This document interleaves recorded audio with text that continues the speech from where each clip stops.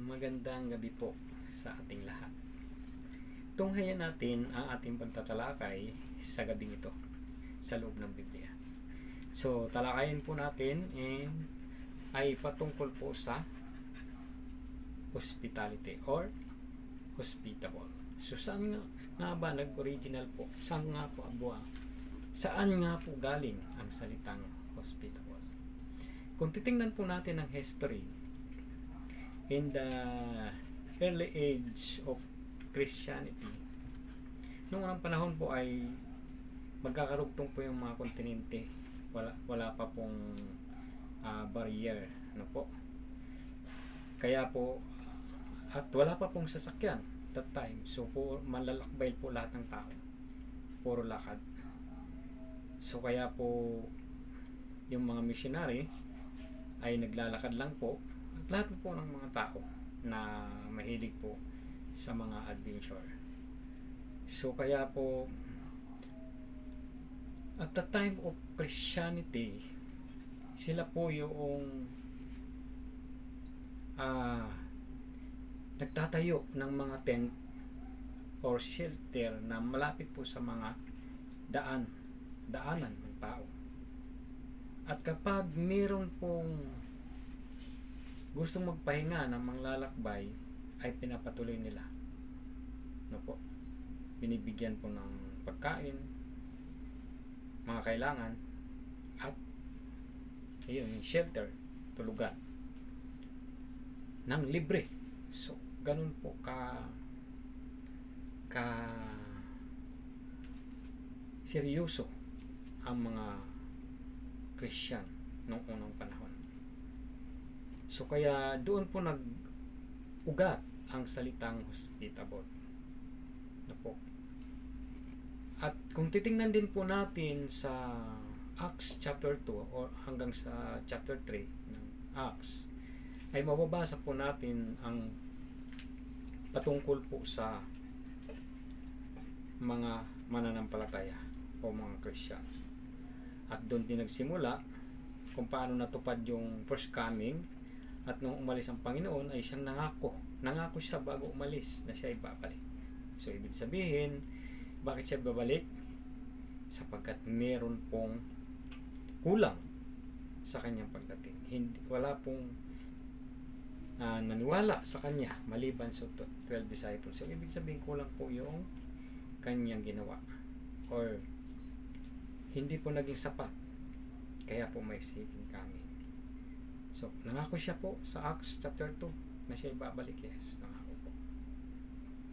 At kung titingnan po natin sa Acts chapter 2 po, pinakita rin po, at doon po yung unang tinawag ang unang Christian o Christian. So, doon po nag-originate. Kaya po noong panahon, napakaganda po ang katuruan ng Christianismo.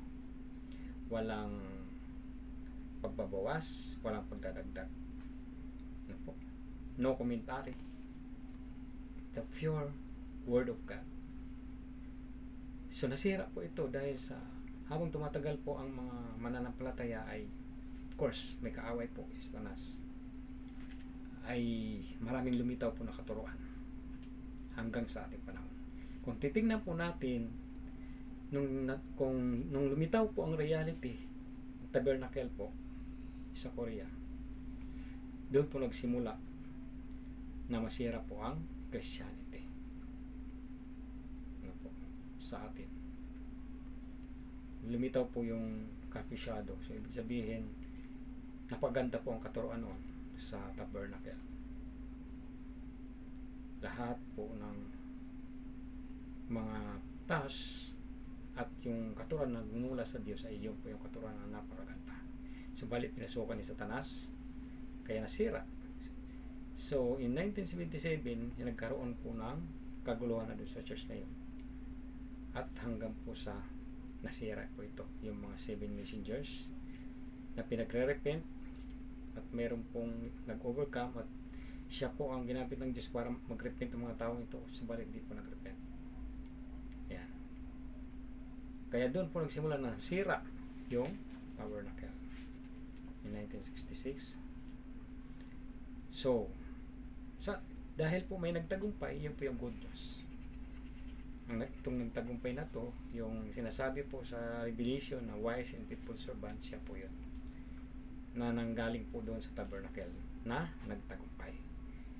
At sa ating panahon, itinuturo po ang katotohanan. So kaya sa ating panahon ngayon, nasira po yung Kristyanismo. Bakit po nasira? Akala lang natin pure words? No. Mapapansin po natin, kahit sa mga churches, may division. Ano pa po? May ethical na tinatawag. Hindi ka po pwede magtayo ng church na malapit sa isang church. Lalo na po kung hindi magka-pareho, sapagkat iba-iba po ang doktrina. Iyon po ba ay tamang pananampalataya? Iyon po ba ay galing sa Diyos at katuruan? Hindi po. So doon po nating tingnan.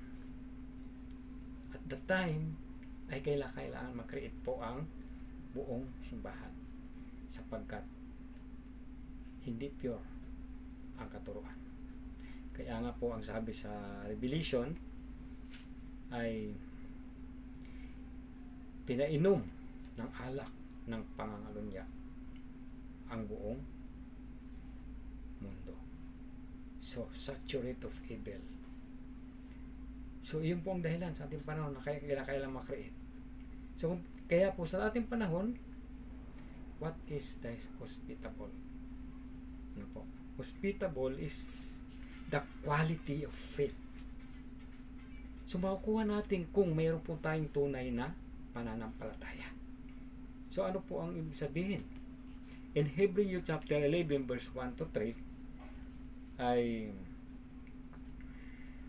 ito po ang sinasabi. Now, faith, it is the reality of what is hoped for, the fruit of what is not seen, for by it our ancestor won God's approval. So ito po yung tunay na pananampalataya. Sabagat ang tunay na pananampalataya ay yung kanyang inaasahan kahit hindi niya nakikita, ay gagawin niya. Hintayin niya po. Gawin niya yung kanyang pananampalataya with action. Kasi yan po ang sabi ng James. Ang pananampalatayang walang gawa ay patay. So, yun po ang dahilan na kinakailangan po mabago, ma-create the recreation ayon po sa Revelation. Magkaroon po ng recreation ayon po sa Revelation. So, sa ganitong kaparaanan lamang makikreate ang lahat ng mananampalataya. So, ngayong gabi, sana po nakatulong ang munting pagbabahagi na ito sa inyo. Nawa magkaroon po kayo ng bagong kaisipan doon sa iyong puso na mabuksan upang lumakad sa katotohanan. Magandang gabi po sa ating